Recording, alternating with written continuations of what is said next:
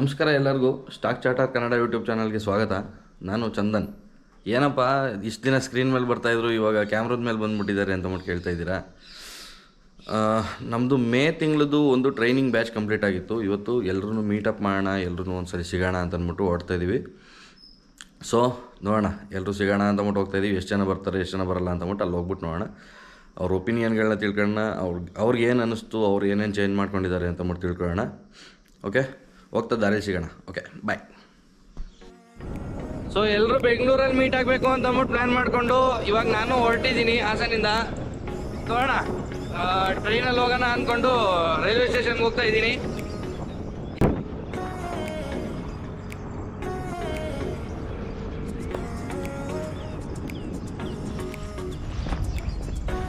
So railway ಸ್ಟೇಷನಿಗೆ ಬಂದಿದ್ದೀನಿ.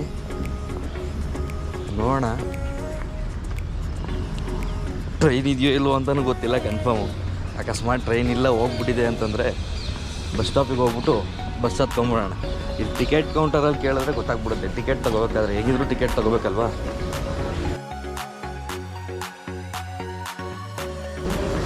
Train ಇದೆ ಗುರು, ದಿನಾಗಲೂ ನನಗೆ ಇದೇ ಆಗ್ತಿದ್ದು. ಯಾವಾಗ ಬಂದ್ರೂ ಮಿಸ್ ಆಗಿ ಹೋಗ್ತಿತ್ತು.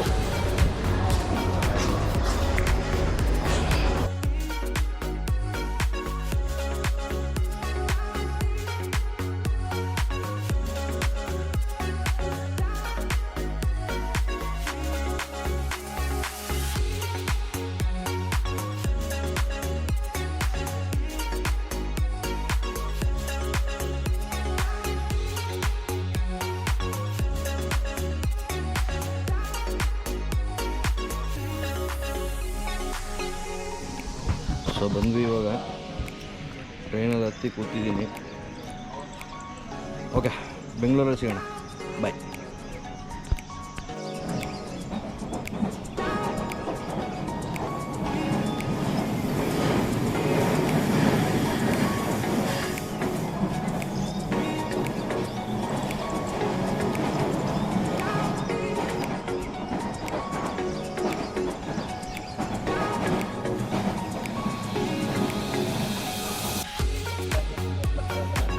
ಸೊ ಬೆಂಗಳೂರಲ್ಲಿ ಇಳಿದಿದ್ದೀವಿ, ಈಗ ತಾನೇ ಇಳಿದಿದ್ದೀನಿ.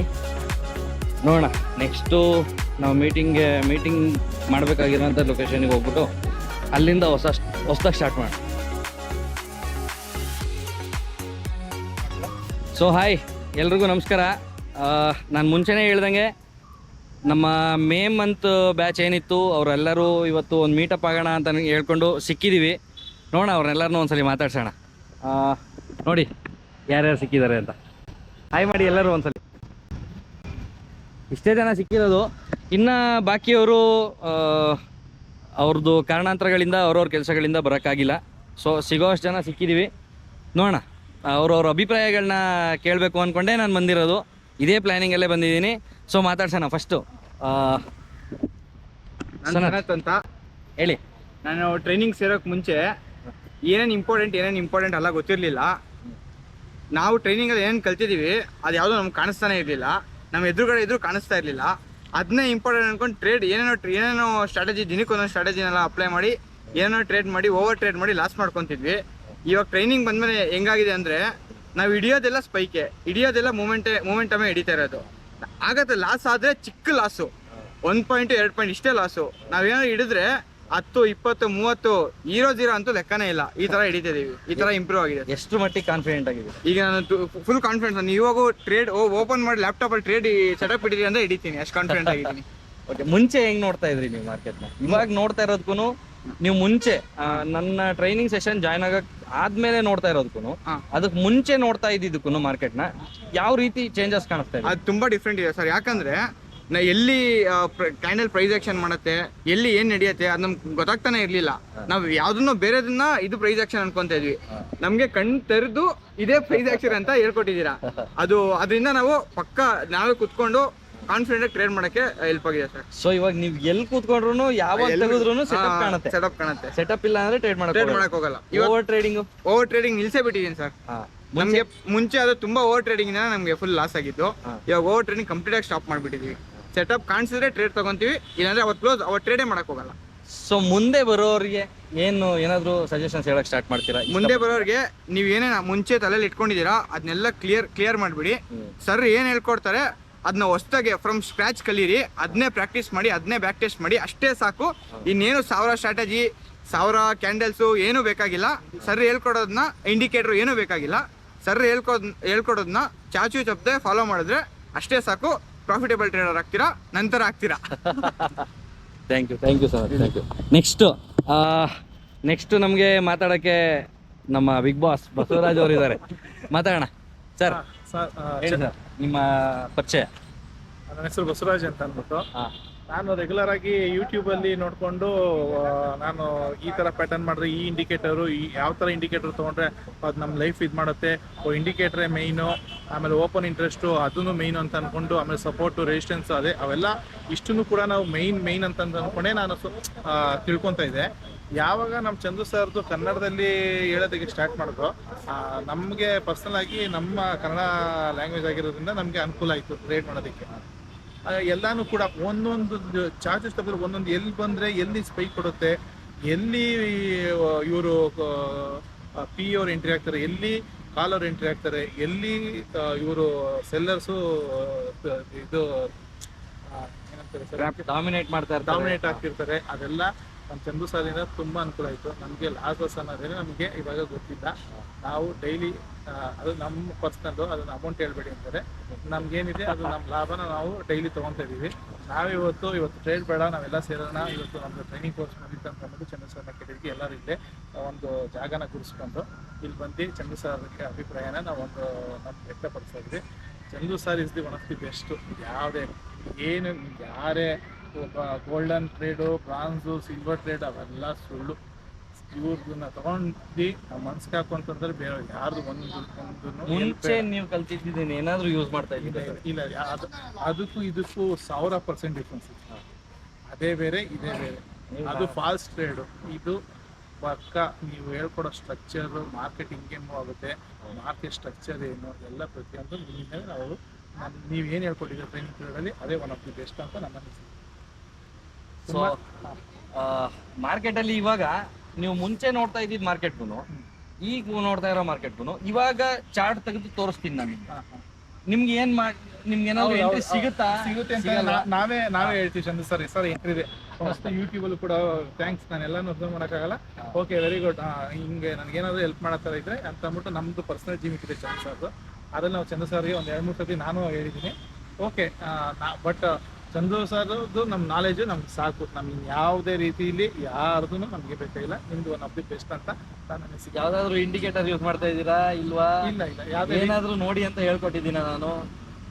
ಇಂಡಿಕೇಟರ್ಸ್ ಯಾವುದೇ ಕಾರಣಕ್ಕೂ ಇಲ್ಲ, ಸುಳ್ಳು. ಇಂಡಿಕೇಟರ್ಸು ಇಲ್ಲ, ಯಾವುದು ಸಾಫ್ಟ್ವೇರ್ ಗಿಫ್ಟ್ ಎಲ್ಲ ಸುಳ್ಳು. Only knowledge. ಮಾರ್ಕೆಟ್ ಸ್ಟ್ರಕ್ಚರ್ ಹೇಗಿದೆ, ಮಾರ್ಕೆಟ್ ಎಲ್ಲಿ ನಿಲ್ಲುತ್ತೆ, ಮಾರ್ಕೆಟ್ ಎಲ್ಲಿ ಪುಲ್ ಬ್ಯಾಕ್ ಆಗುತ್ತೆ, ಎಲ್ಲಿ ಪುಲ್ ಡೌನ್ ಆಗುತ್ತೆ, ಆಮೇಲೆ ಎಲ್ಲಿ ಸಸ್ಟೈನ್ ಆಗುತ್ತೆ ಅನ್ನೋದನ್ನ ನೀವು ಹೇಳ್ಕೊಟ್ಟಿದ್ದೀರಾ. ಸ್ಟಾಪ್ ಲಾಸು ಕೂಡ ನಾವು ಏನಾದ್ರು ಬಿಸಿ ಇದ್ದರೆ ನಾವು ಅದು ಇಟ್ಬಿಟ್ಟು ನಮ್ಮ ಕೆಲಸ ಕಾರ್ಯ ಮಾಡ್ಕೋಬೋದು.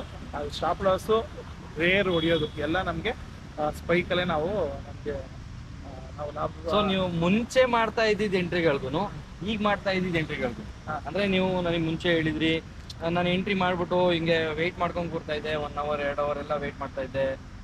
ಅದೇ ವೆಯ್ಟ್ ಮಾಡ್ತಾ ಇದೆ ಅಂತಂದ್ರೆ ಹಿಂಗಿದೆ. ಆಗ ಸೆಲ್ಲರ್ಸ್ ಡಾಮಿನೇಟ್ ಆದಾಗ ಸೆಲ್ಲರ್ಸ್ ಪ್ರೀಮಿಯಂ ತಿನ್ನೋದು ನಮ್ಗೆ ಗೊತ್ತೇ ಆಗ್ತಾ ಇರಲಿಲ್ಲ.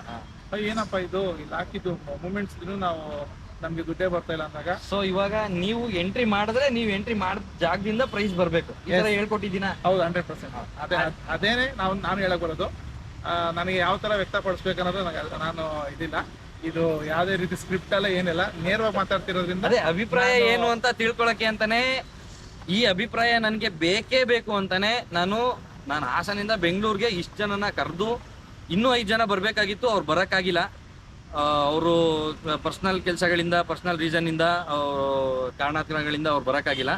ಸೊ ನನಗೆ ಈ ಒಪಿನಿಯನ್ಸ್ ಫಸ್ಟ್ ಬ್ಯಾಚ್ ಆಗಿರೋದ್ರಿಂದ ನನಗೆ ಈ ಜೆನ್ಯೂನ್ ಒಪಿನಿಯನ್ಗಳು ಬೇಕೇ ಬೇಕಾಗಿತ್ತು.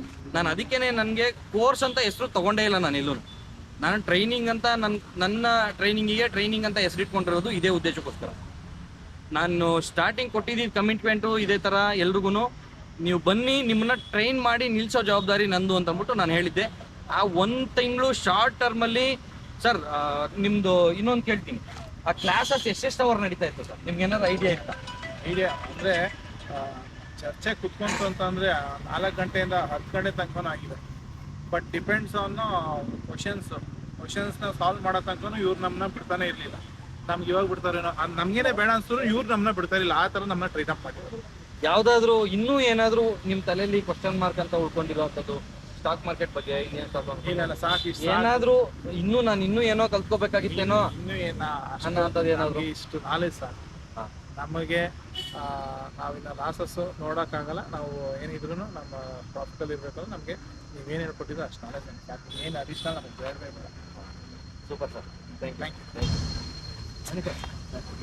ನಿಮ್ಮ ಪರಿಚಯ ಸರ್, ನಾನು ರಾಜು ಅಂತ ಮಾತಾಡೋದು. ಆಕ್ಚುಲಿ ನಾನು ಮುಂಚೆಯಿಂದ ಟ್ರೇಡ್ ಮಾಡ್ತಿದ್ದೆ.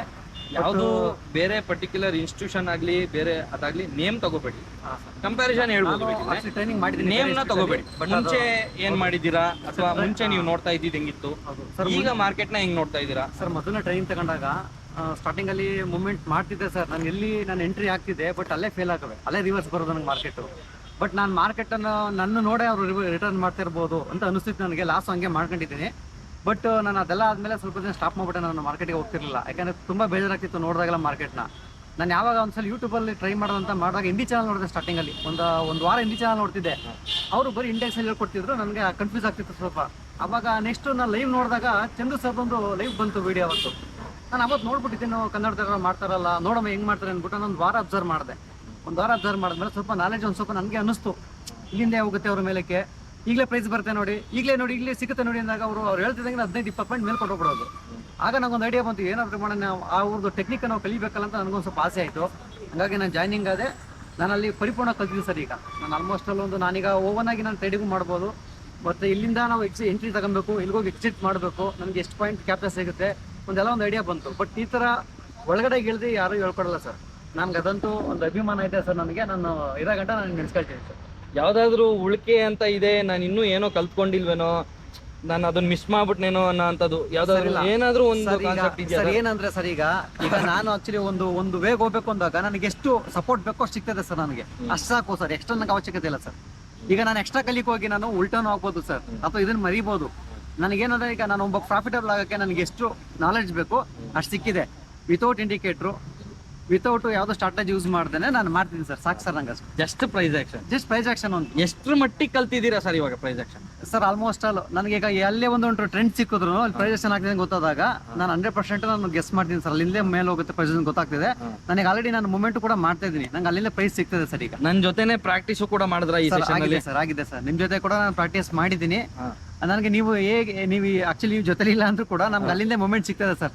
ನನ್ಗೆ ಅಷ್ಟು ಈಗ ಅಷ್ಟು ಮೂಮೆಂಟ್ ಸಿಕ್ಕಿದೆ ಸರ್ ನನಗೆ ಪ್ರೊಜೆಕ್ಷನ್ ಆಗಿರ್ಬೋದು, ಮತ್ತೆ ಒಂದು ನೀವು ಟ್ರೆಂಡ್ ಹೇಳ್ತಿರಲ್ಲ ಆ ಟ್ರೆಂಡ್ ಆಗಿರ್ಬೋದು. ಈಗ ನೀವು ಹೇಳಿಲ್ಲ ಅಂದ್ರೆ ನನ್ಗೆ ಅದು ಅನುಭವ ಆಗುತ್ತೆ ಸರ್. ಈಗ ಇಲ್ಲಿಂದ ಟ್ರೆಂಡ್ ಸಿಗುತ್ತೆ. ಮಾರ್ಕೆಟ್ ಸ್ಟಾರ್ಟ್ ಆಗಕ್ ಮುಂಚೆನೆ ಮಾರ್ಕೆಟ್ ಇದೇ ಕಡೆಗೆ ಹೋಗುತ್ತೆ ಅಂತಾನು ಹೇಳ್ಕೊಟ್ಟಿರ್ತೀನಿ ಅನ್ಕೊಂಡಿದ್ದೀನಿ. ಹೌದು ಸರ್, ಹೌದು. ಅದು ಗೊತ್ತಿದೆ ಇವಾಗ ನಿಮಗೆ? ಗೊತ್ತಿದೆ. ನೀವು ಹೇಳಿದ ಲೈನ್ ನಾನು ಹಾಕೊಂಡ್ರೆ ಇವತ್ತು ಮಾರ್ಕೆಟ್ ಓಪನ್ ಆದ ತಕ್ಷಣ ಯಾವ ಕಡೆ ಮೂವ್ಮೆಂಟ್ ಆಗುತ್ತೆ, ಬೇರಿಸ್ ಹೋಗುತ್ತೋ ಬುಲ್ಲಿಶ್ ಹೋಗುತ್ತೋ ಅನ್ನೋದು ನನಗೆ ಈಸಿ ಫೈಂಡ್ ಆಗ್ತದೆ ಸರ್. ಈಗ ನಾವು ಅದನ್ನ ತಿಳ್ಕೊಂಡ್ರೆ ಸಾಕಲ್ಲ ಸರ್. ಇವತ್ತು ಮಾರ್ಕೆಟ್ ಕೆಳಗೆ ಹೋಗುತ್ತೆ ಅಂದ್ರೆ ಪಿ ಕೊಟ್ಟರೆ ಸಾಕು, ಒಳ್ಳೆ ಪ್ರಾಫಿಟ್. ಸರ್ ಓವರ್ ಕನ್ಕ್ಲೂಷನ್ ಹೆಂಗಿದ್ದೀರಾ ನೀವು? ಅಂದ್ರೆ ಲಾಸ್ ಅಂತ ಬಂದಾಗ ನೀವು ಎಷ್ಟು ಮಟ್ಟದಲ್ಲಿ ಇದ್ದೀರಾ, ಪ್ರಾಫಿಟ್ ಅಂತ ಅಂದಾಗ ಎಷ್ಟು ಮಟ್ಟದಲ್ಲಿ ಇದ್ದೀರಾ ಸರ್? ನಾ ಪ್ರಾಫಿಟ್ ಹೋಗ್ತೀನಿ ಅಂದ್ರೆ sir 20 point 30 point 50 point reach ಆಗ್ತದೆ ಸರ್. ಲಾಸ್ ಬಂದ್ರೆ ಸರ್ 2 ಪಾಯಿಂಟ್ಗೆ ಎಕ್ಸಿಟ್ ಮಾಡ್ತೀನಿ ಸರ್. ನಾನು ಹೋದ್ರೆ 200-500 ರೂಪಾಯಿ ಲಾಸ್ ಮಾಡ್ಕೊತೀನಿ ಸರ್.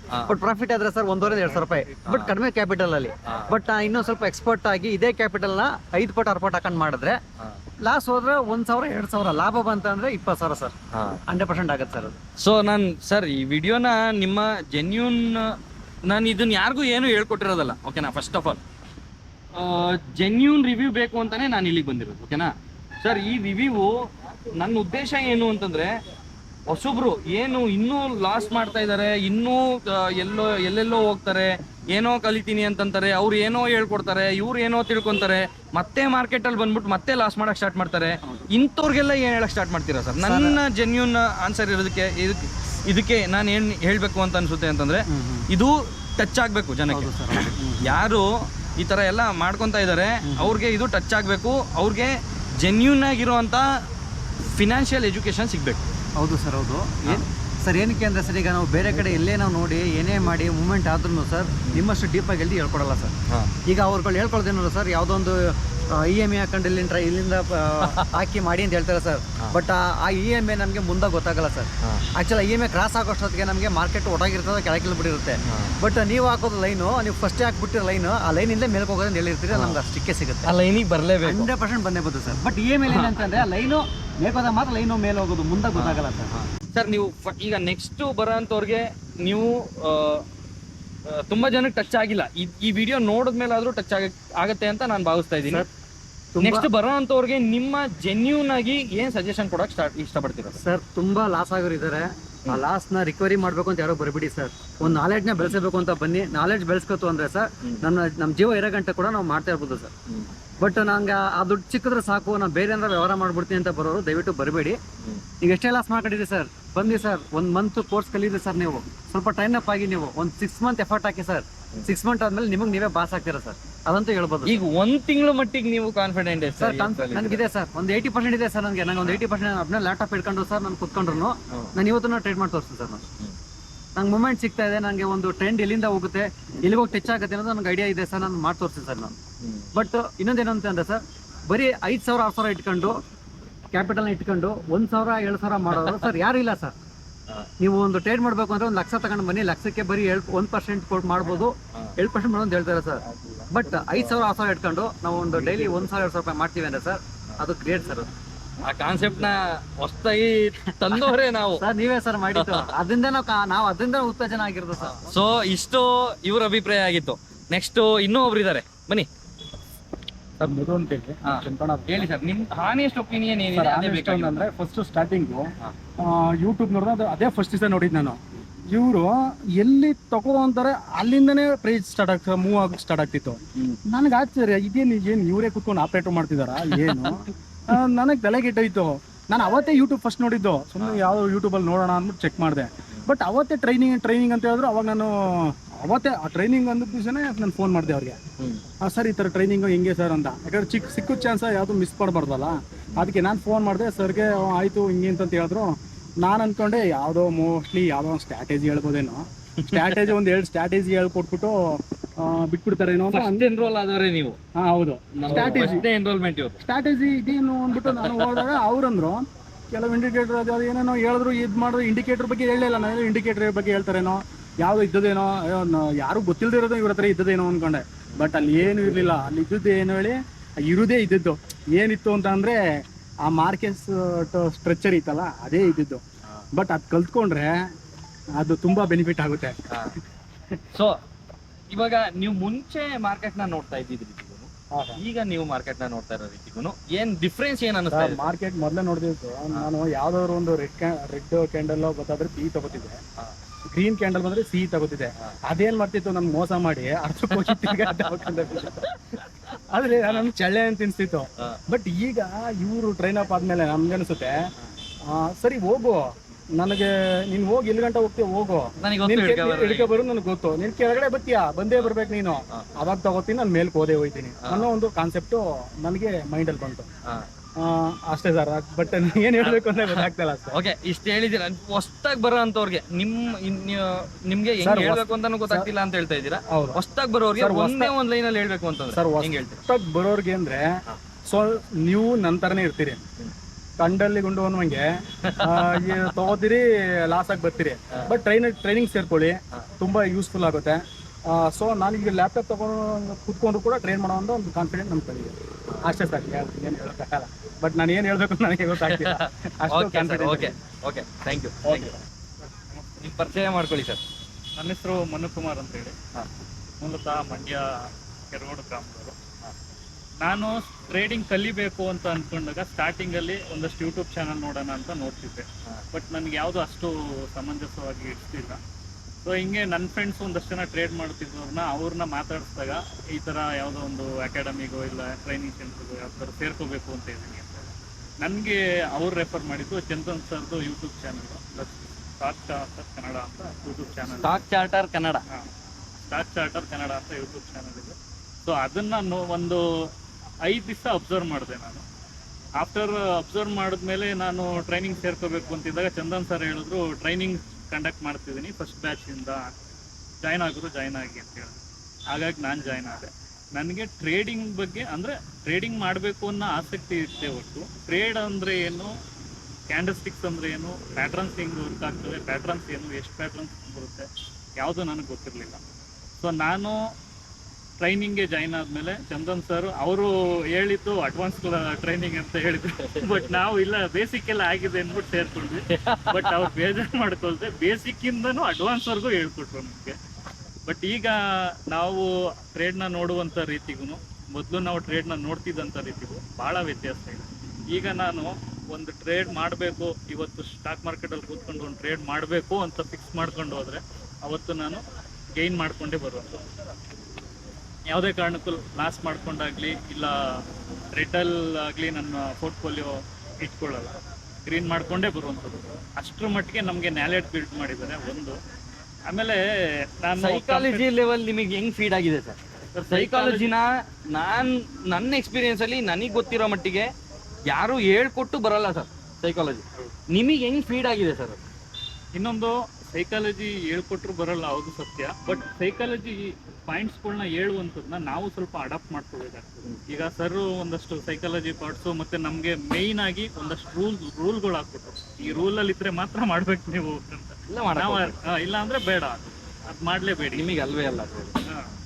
ಹಾಗಾಗಿ ನಾವು ಆ ರೂಲನ್ನು ಫಾಲೋ ಮಾಡ್ತಿದ್ದೀವಿ. ಸೊ ಏನು ಸರ್ದು ರೂಲ್ ಹೇಳ್ಕೊಟ್ರು ಅದಷ್ಟು ರೂಲ್ಸ್ ಫಾಲೋ ಮಾಡ್ತೀವಿ. ಮತ್ತು ಸೈಕಾಲಜಿ ಚೆನ್ನಾಗಿ ಬಿಲ್ಡ್ ಮಾಡಿದ್ರು ನಮಗೆ. ಆ ಸೈಕಾಲಜಿ ನಮ್ಮಲ್ಲಿ ನಾನು ಮೇಯ್ನಾಗಿ ಅದನ್ನು ಫಿಯರ್ ಆಗದೆ ಟ್ರೇಡ್ ತಗೊಂಡಾಗಲಿ ಎಕ್ಸಿಟ್ ಮಾಡುವಾಗ ಎಂಟ್ರಿ ಮಾಡುವಾಗ ಭಯ ಪಡದೆ ಮಾಡುವಂಥದ್ದು ಸರಿ ಹೇಳ್ಕೊಟ್ಟು ಸೈಕಾಲಜಿನ ಚಾಚು ತಪ್ಪು ಪಾಲಿಸ್ತಾ ಇದ್ದೀನಿ. ಸೊ ನನಗೆ ಝೀರೋಯಿಂದ ಏನೂ ಗೊತ್ತಿಲ್ಲದೆ ಟ್ರೇಡಿಂಗ್ ಕಲಿಬೇಕು ಅಂತ ಕೂತ್ಕೊಂಡಿದ್ದೀನಿ. ಈಗಲೂ ಸುಧಾ ನನಗೊಂದು ಸಿಸ್ಟಮ್ ಕೊಟ್ಬಿಟ್ಟು ಟ್ರೇಡ್ ಮಾಡೋ ಖಂಡಿತ ಅದನ್ನು ಗ್ರೀನಲ್ಲೇ ಉಳಿಸ್ಕೊಂಡು ಟ್ರೇಡ್ ಮಾಡ್ತೀನಿ. ಸೊ ಇಷ್ಟು ನಿಮ್ಮ ಅಭಿಪ್ರಾಯ ಸರ್. ನಿಮ್ಮ ಒಳ ಮನಸ್ಸಿಂದ ನನಗೆ ಹಾನೆಸ್ಟ್ ಒಪಿನಿಯನ್ನೇ ಬೇಕಾಗಿದೆ. ಎಲ್ಲರೂ ಹೊಸ್ದಾಗಿ ಬರೋಂಥವ್ರಿಗೆ ಏನು ಹೇಳ್ತೀರಾ? ಇನ್ನೊಂದು, ನಾನು ಹಿಂದೆ ಮುಂದೆ ಬರಲೇಬೇಕು ಅಂತ ಏನು ಹೇಳಲ್ಲ. 10 ಜನದ ಮೇಲೆ ಏನೇ ಹೇಳಿದ್ರು, ಎಷ್ಟೇ ಜನ ನಾನು ಬರ್ತೀನಿ ಅಂತಂದ್ರೂ ಒಂದು ಬ್ಯಾಚಲ್ಲಿ 10 ಜನದ ಮೇಲೆ ನಾನು ತಗೊಳ್ಳಲ್ಲ. 10 ಜನದ ಮೇಲೆ ಬ್ಯಾಚ್ ಇಟ್ಕೊಂಡಿದ್ದೆ ಅಂತಂದರೆ ಅದು ಟ್ರೈನಿಂಗ್ ಆಗಲ್ಲ, ಅದು ದೊಂಬಿ ಆಗೋಗುತ್ತೆ. ಅದನ್ನು ನಾವು ಮಾಡೋಕ್ಕಾಗಲ್ಲ. ಓಕೆನಾ? ಸೊ 10 ಜನದ ಮೇಲೆ ತಗೊಳ್ಳಲ್ಲ. 10 ಜನ ಇರೋದಕ್ಕೇನೆ ಒಂದು class 4 hour 5 hour 6 hour 7 hour ಆಗಿರೋದು ಕೂಡ ಇದೆ ನಮ್ಮ ಕ್ಲಾಸಲ್ಲಿ. ಏನು ಸರ್? ಒಂದು ಕ್ಲಾಸು ಸ್ಟಾರ್ಟಿಂಗ್ ಟೈಮ್ ಮಾತ್ರ ನಾವು ಡಿಸೈಡ್ ಮಾಡಿರೋದು ಇಲ್ಲಿವರೆಗೂ, ಎಂಡಿಂಗ್ ಟೈಮ್ ಡಿಸೈಡ್ ಮಾಡೇ ಇಲ್ಲ. ಆಮೇಲೆ ಮಧ್ಯದಲ್ಲಿ ಇನ್ನೊಂದೇನೋ ಮಿಸ್ ಆಗಿರುತ್ತೆ, ನಾನೇ ಹೇಳೋದು ಮರ್ತ್ಬಿಟ್ಟಿರ್ತೀನಿ. ಮತ್ತೆ ಬನ್ನಿ ಕೂತ್ಕೊಳ್ಳಿ, ನಾನು ಕರೆದಾಗೆಲ್ಲ ಬಂದಿದ್ದಾರೆ. ಸೊ ಇವರು ಅಷ್ಟೇ ಸಪೋರ್ಟಿವ್ ಆಗಿದ್ರು, ನಾನು ಅಷ್ಟೇ ಇನ್ವಾಲ್ವ್ಡ್ ಆಗಿ ನನ್ನ ಕೈಲಿ ಎಷ್ಟು ಮಾಡೋಕ್ಕಾಗತ್ತೆ ಅಷ್ಟು ಹೇಳ್ಕೊಟ್ಟಿದ್ದೀನಿ. ಸೊ ಅವ್ರದ್ದು ರಿಸಲ್ಟು ನೀವೇ ನೋಡ್ತಾ ಇದ್ದೀರಾ. ಸರ್ ಹೊಸ್ದಾಗಿ ಬರೋರಿಗೆ ಏನು ಹೇಳ್ತೀರಾ? ಸರ್ ಹೊಸ್ದಾಗಿ ಬರೋರಿಗೆ ಸುಮ್ಮನೆ ಏನೇನೋ ಶೋ ಆಫ್ಗೆಗೋಸ್ಕರ ಯಾವ್ಯಾವುದೋ ಒಂದೆರಡು ಇಂಡಿಕೇಟರ್ಗಳನ್ನ ಹಾಕೋದು, ಇದಾದರೆ ಈ ಥರ ಆಗುತ್ತೆ ಅಂತ. ಸರ್ ಆಗಲೇ ಮಾತಾಡ್ತಿದ್ವಿ ನಾವು, ಇಂಡಿಕೇಟ್ರು ಮಾರ್ಕೆಟ್ ಆ ಸ್ಟ್ರಕ್ಚರ್ ಮುಗಿದ ಮೇಲೆ ಅದು ಈ ಥರ ಆಗ್ತಿದೆ ಅಂತ ತೋರಿಸ್ತದೆ ವಿನ ಬಿಫೋರ್ ತೋರಿಸಲ್ಲ. ಸರ್ ನಮಗೆ ಕಳಿಸ್ಕೊಟ್ಟಿರೋದು ನಮ್ಮ ಲೋಕಲ್ ಲ್ಯಾಂಗ್ವೇಜಲ್ಲಿ ಅಂತಂದರೆ ರಾ ಅಂತ ಹೇಳ್ತೀವಿ. ರಾ ಟೆಕ್ನಿಕಲ್ ಅನಾಲಿಸಿಸ್, ರಾ ಟ್ರೇಡಿಂಗ್ ಅನಾಲಿಸಿಸ್ ನಮ್ಗೆ ಹೇಳ್ಕೊಟ್ಟಿರೋದು.